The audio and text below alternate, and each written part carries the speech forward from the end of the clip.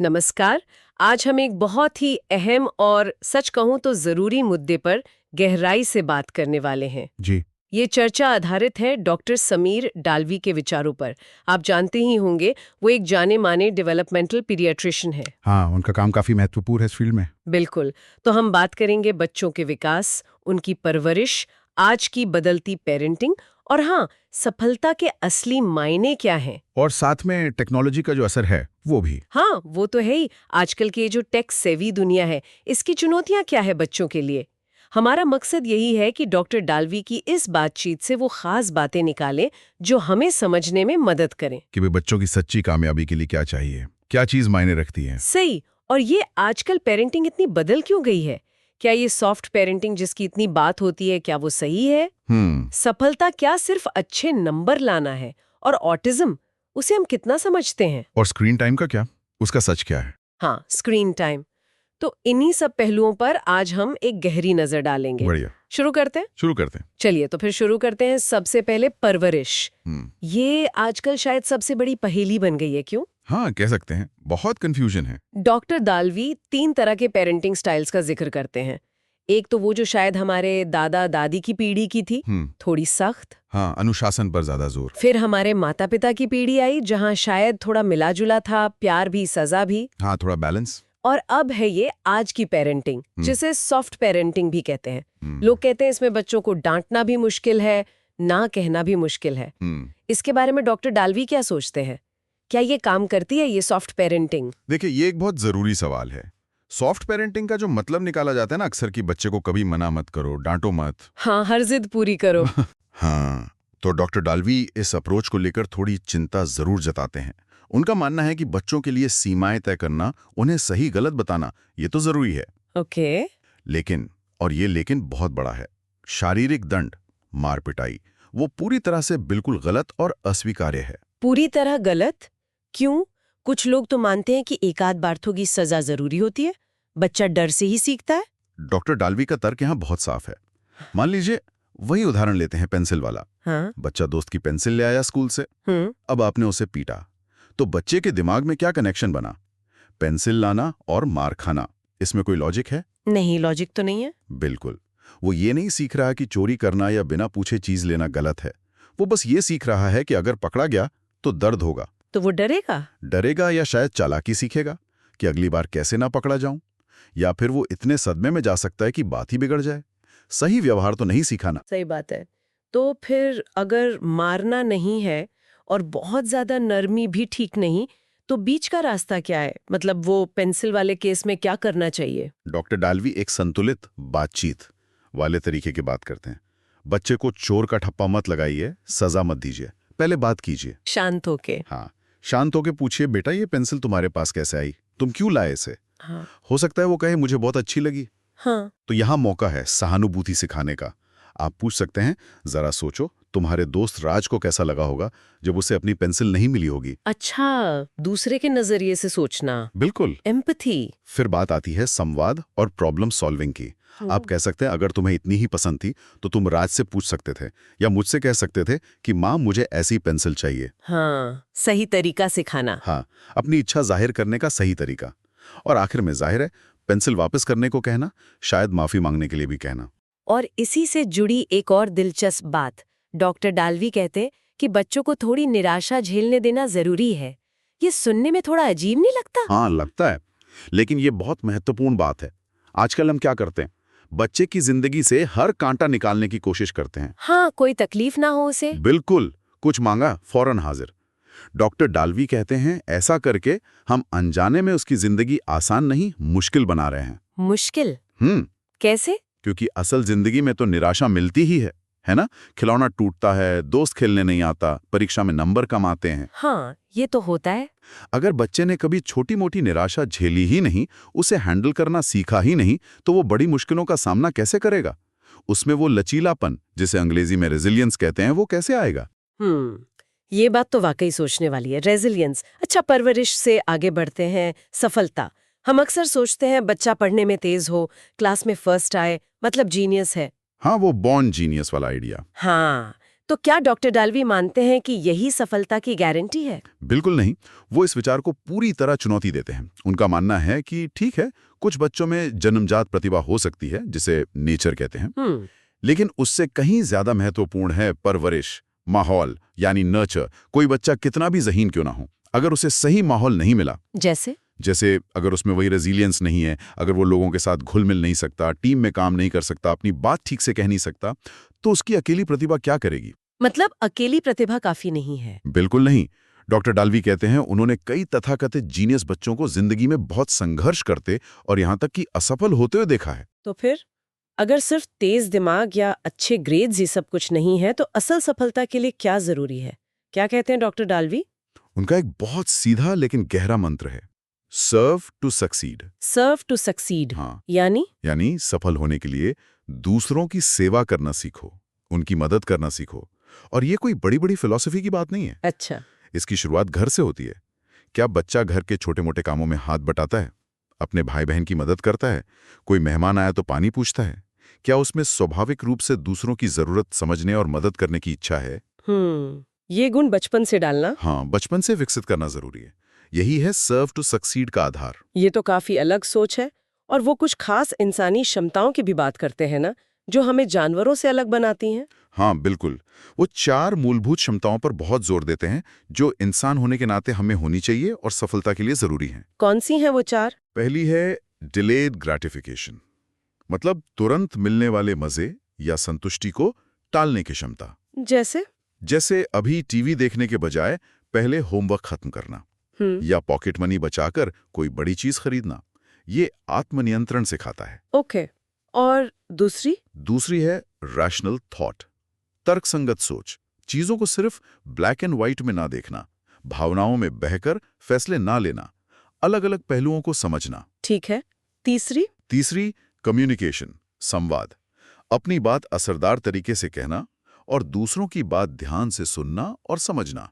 ये सिर्फ बोलना नहीं है। सुनना और समझना भी। बिल्कुल। और चौथी है ग्रुप प्लानिंग, समूह में दूसरों के साथ मिलकर योजना बनाना और उस पर काम करना, सहयोग करना, तालमेल बिठाना। ये चारों क्षमताएं, delayed gratification, rational thought, communication, group planning. हाँ, डॉक्टर डाल्वी मानते हैं कि ये अकादमिक ज्ञान से ज्यादा जरूरी है लंबी रेस के लिए। और इसी से जुड़ा है वो पारंपरिक आईक्यू वाली बात। वो कहते हैं कि आईक्यू से ज्यादा कुछ और जरूरी है। हाँ, वो कहते हैं कि पारंपरिक आईक्यू यानी इंटेलिजेंस कोशेंट, ये तो ठीक है, बताता है कि बच्चा लॉजिकली कितना तेज है, पर जिंदगी में असल सफलता के लिए इससे ज्यादा जरूरी है इंटरैक्टिव कोशेंट, या कह लीजिए engagement quotient. Interactive quotient. Engagement quotient ये क्या है? इसका मतलब है कि बच्चा दूसरों के साथ कितना जुड़ पाता है, कितना इंटरैक्ट कर पाता है, कितना संवाद करता है, सहयोग करता है, दूसरों की भावनाओं को समझता है, जिसे हम आजकल इमोशनल इंटेलिजेंस या सोशल इंटेलिजेंस कहते हैं, वो चीज। अच्छा। तो मतलब सोशल स्किल्स और इमोशनल समझ ज्यादा जरूरी है उनके हिसाब से। तो हाँ, लॉन्ग टर्म सक्सेस के लिए ज्यादा जरूरी है। तो इसके शुरुआती लक्षण क्या होते हैं? कैसे पता चले कि बच्चे में ये एंगेजमेंट कोशेंट है या विकसित हो रहा है? डॉक्टर डाल्वी कुछ बहुत सरल संकेत बताते हैं। पहला, बच्चा किसी निराशा या हार से कितनी जल्दी उभर पाता है, मतलब रेजिलियंस। गिरा, रोया, लेकिन फिर उठकर खेलने लगा। दूसरा, क्या वो दूसरे बच्चों के साथ खेलने में खुश होता है? क्या वो अपनी चीजें शेयर करना सीख रहा है, धीरे धीरे ही सही। ओके। और तीसरा, जैसे घर पर कोई मेहमान आया तो क्या वो खुशी से मिलता है, नमस्ते करता है, शर्माता है तो भी ठीक है, पर क्या कोशिश करता है जुड़ने की, शायद पानी पूछता है। छोटी छोटी चीजें हैं ये तो। हाँ, लेकिन ये छोटी चीजें दिखाती हैं कि बच्चा सामाजिक रूप से जुड़ रहा है, उसमें मनुष्य मग्नता है, और ये शब्द महत्वपूर्ण है। मनुष्य मग्नता, ये ऑटिज्म के संदर्भ में आता है ना? पहले ये बताइए, ऑटिज्म के बारे में डॉक्टर डाल्वी क्या कहते हैं? क्या ये सच में बढ़ रहा है? डॉक्टर डाल्वी अमेरिका के सीडीसी के आंकड़ों का जिक्र करते हैं, जो बताते हैं कि वहां अब हर 31-32 बच्चों में से एक में ऑटिज्म स्पेक्ट्रम डिसऑर्डर यानी एएसडी के लक्षण मिल रहे हैं। हर 31-32 में से एक? ये तो बहुत ज्यादा है। हाँ, ये संख्या चिंताजनक है, लेकिन वो इस पर भी जोर देते हैं कि ऑटिज्म कोई एक फिक्स बीमारी नहीं है। ये लक्षणों का एक समूह है, एक स्पेक्ट्रम है। हर बच्चा अलग होता है। और मुख्य लक्षण क्या है जिन पर पेरेंट्स को ध्यान देना चाहिए? कुछ मुख्य चीजें हैं, जैसे नजर मिलाकर बात करने में दिक्कत होना, पोर आई कांटेक्ट, अपना नाम पुकारने पर ठीक से या हर बार प्रतिक्रिया ना देना, सामाजिक इशारे जैसे किसी की खुशी या दुख का भाव वो समझने में मुश्किल होना, अपनी उम्र के हिसाब से बोलने या भाषा समझने में देरी होना। और वो दोहराव वाला व्यवहार? हाँ, रेपिटेटिव बिहेवियर्स, जैसे एक ही तरह से शरीर को हिलाते रहना या चीजों को बार बार एक ही क्रम में लगाना या किसी एक ही चीज या टॉपिक में बहुत ज्यादा डूबे रहना। यहीं पर उनकी वो थ्योरी आती है, मनुष्य मग्नता बनाओ वस्तु मग्नता। ये बहुत अलग सी बात लगती है, क्या है ये? हाँ, ये डॉक्टर डाल्वी का एक बहुत ही मौलिक और जरूरी विचार है।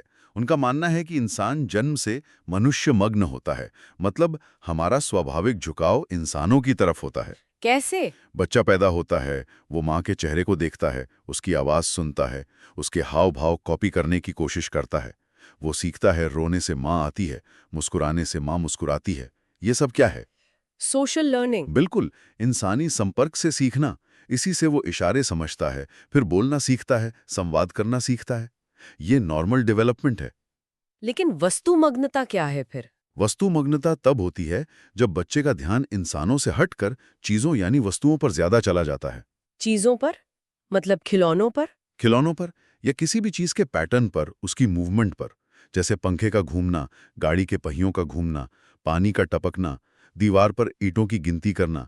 इन चीजों में वो खो जाता है। तो इसका ऑटिज्म से क्या कनेक्शन है?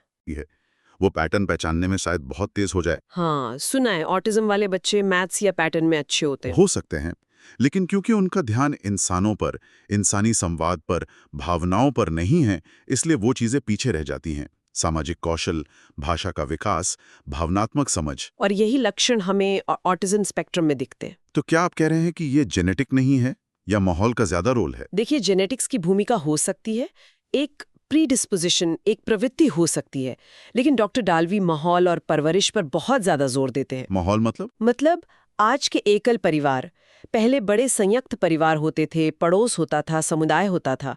बच्चा हर वक्त लोगों से घिरा रहता था, उसे भरपूर मनुष्य मग्नता का खुराक मिलता था।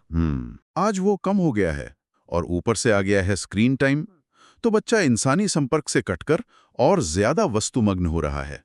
स्क्रीन भी तो एक वस्तु ही है। तो ये जेनेटिक न होकर भी हो सकता है? हाँ, उनका कहना है कि शायद बहुत से मामलों में जेनेटिक प्रवृत्ति न भी हो, पर माहौल ऐसा मिल रहा है कि बच्चा वस्तुमग्न हो जाता है और उसमें ऑटिज्म जैसे लक्षण दिखने लगते हैं। और आपने कहा था कि सिर्फ लक्षणों का इलाज करना, वो मलेरिया वाला उदाहरण। हाँ, डॉक्टर डाल्वी कहते हैं कि सिर्फ लक्षणों पर काम करना, जैसे बोलने में देरी है तो स्पीच थेरेपी दे दी, ये वैसा ही है जैसे मलेरिया में सिर्फ बुखार उतारने के लिए पैरासिटामोल दे देना। आप लक्षण को दबा रहे हैं पर मूल कारण पर काम नहीं कर रहे हैं। मूल कारण है मनुष्य मग्नता की कमी और वस्तु मग्नता का हावी होना। हमें बच्चे का ध्यान वापस इंसानों की तरफ लाना होगा। ये वाकई एक बहुत बहुत अलग नजरिया है ऑटिज्म को देखने का। और यहीं से हम स्क्रीन टाइम पर आते हैं, जिससे लेकर डॉक्टर डाल्वी इतने ज्यादा मुखर हैं। बहुत ज्यादा। वो तो स्क्रीन टाइम को बच्चों के लिए राष्ट्रीय आपातकाल तक कह देते हैं। राष्ट्रीय आपातकाल? हाँ, वो इसे ड्रग से भी ज्यादा खतरनाक मानते हैं, क्योंकि ड्रग्स तो फिर भी छुप कर लिए जाते हैं, पता होता है कि गलत है। हाँ। स्क्रीन टाइम तो माँ बाप खुद बच्चे के हाथ में दे देते हैं, उसे चुप कराने के लिए या अपना काम निपटाने के लिए। और इसका क्या कनेक्शन है ऑटिज्म से? आपने कुछ वर्चुअल ऑटिज्म जैसा कहा था। हाँ, वो वर्चुअल ऑटिज्म या स्क्रीन इंड्यूस्ड ऑटिज्म जैसे शब्दों का इस्तेमाल करते हैं। ये उन बच्चों के लिए है जिनमें शायद अंदरूनी जेनेटिक समस्या ना हो, लेकिन स्क्रीन पर बहुत ज्यादा समय बिताने की वजह से उनमें ऑटिज्म वाले लक्षण दिखने लगते हैं। जैसे? वही आई कांटेक्ट न करना, नाम पर रिस्पॉन्ड न करना, अपनी दुनिया में खोए रहना, भाषा का विकास रुक जाना। क्यों? क्योंकि स्क्रीन देखते हुए बच्चा इंसानी संपर्क से पूरी तरह कट जाता है। वो एक पैसिव दर्शक बन जाता है। क्या ये ठीक हो सकता है? अच्छी बात यह है कि डॉक्टर डाल्वी का अनुभव कहता है कि अगर ऐसे बच्चों का स्क्रीन टाइम बिल्कुल बंद कर दिया जाए, जीरो कर दिया जाए, और उन्हें भरपूर इंसानी बातचीत, खेलकूद, प्यार दिया जाए, तो कई बच्चे इन लक्षणों से बाहर आ जाते हैं। वाह! उनका विकास वापस पटरी पर आ सकता है। ये तो बहुत उम्मीद की बात है। अच्छा, कई पेरेंट्स कहते हैं कि हम तो एजुकेशनल वीडियो दिखाते हैं, वो भी नुकसानदायक है। रीडिंग और वीडियो में क्या फर्क है? डॉक्टर डाल्वी यहाँ एक बहुत जरूरी फर्क बताते हैं। जब बच्चा किताब पढ़ता है या कोई से कहानी सुनाता है तो उसका दिमाग काम करता है। वो कल्पना करता है कि कहानी का हीरो कैसा दिखता होगा, जंगल कैसा होगा। दिमाग सक्रिय रहता है। हाँ।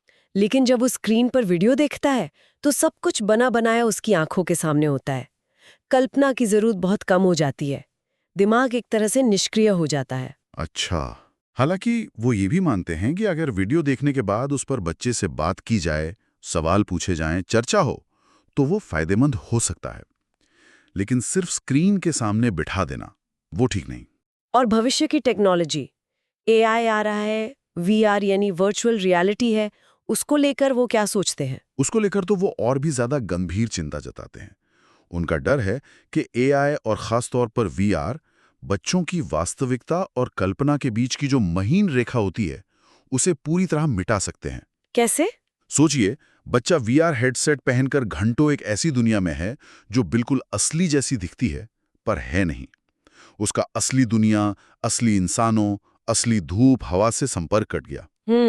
डॉक्टर डालवी वीआर की तुलना करते हैं सॉलिटरी कन्फाइनमेंट से। अंग्रेजों के जमाने में काला पानी की सजा होती थी ना? हाँ, अंडमान में।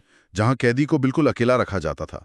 वो कहते हैं वीआर एक तरह का डिजिटल काला पानी है और हम पैसे खर्च करके खुशी खुशी ये सजा अपने बच्चों के लिए खरीद रहे हैं। ये तो बहुत डरावना पर्सपेक्टिव है। हैं, लेकिन सोचने पर मजबूर करता है।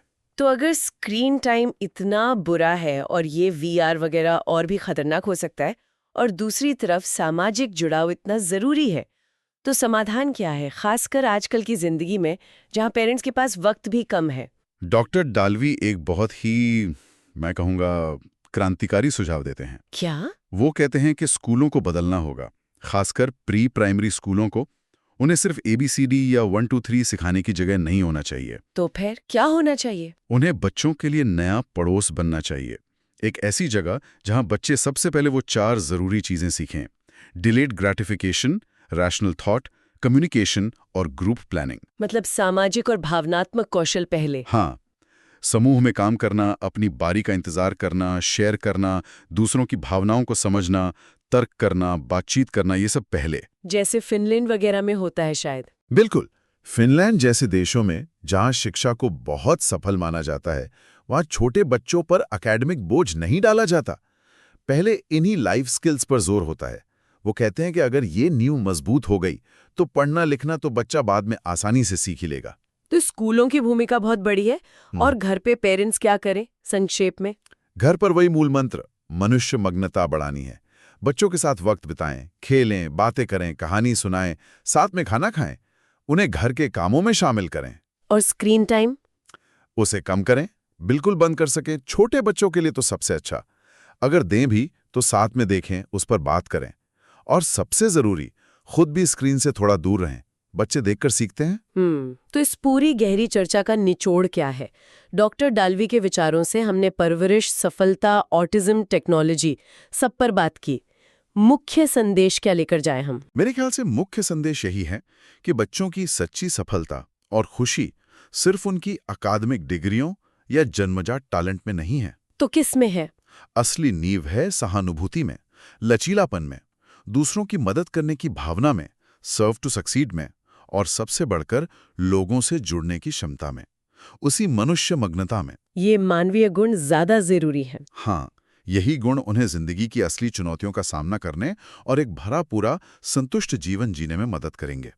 सिर्फ नौकरी पाना ही सफलता नहीं है। और आज की इस डिजिटल दुनिया में जहां स्क्रीन्स और एआई हर तरफ है, शायद इन मानवीय गुणों को बचाए रखना और बच्चों में इन्हें जानबूझकर विकसित करना पहले से कहीं ज्यादा जरूरी हो गया है। बिल्कुल। डॉक्टर डालवी की बातें हमें यही याद दिलाती हैं। टेक्नोलॉजी जरूरी है, पर इंसानियत और इंसानी जुड़ाव का कोई विकल्प नहीं हो सकता। हमें उस पर फोकस करना होगा। तो चलिए इसी सोच के साथ आज की बात खत्म करते हैं और अपने सुनने वालों के लिए एक सवाल छोड़ जाते हैं जिस पे वो जरूर सोचें। डॉक्टर डालवी ने जिस गहरे मानवीय जुड़ाव और मनुष्य मग्नता की बात की, इस भागती दौड़ती टेक्नोलॉजी से भरी दुनिया में हम उसे अपने बच्चों की जिंदगी में और शायद अपनी खुद की जिंदगी में भी एक्टिवली, सचेत रूप से कैसे पोषित कर सकते हैं, कैसे बढ़ा सकते हैं? सोचने वाला सवाल है। सोचिएगा जरूर। धन्यवाद। धन्यवाद।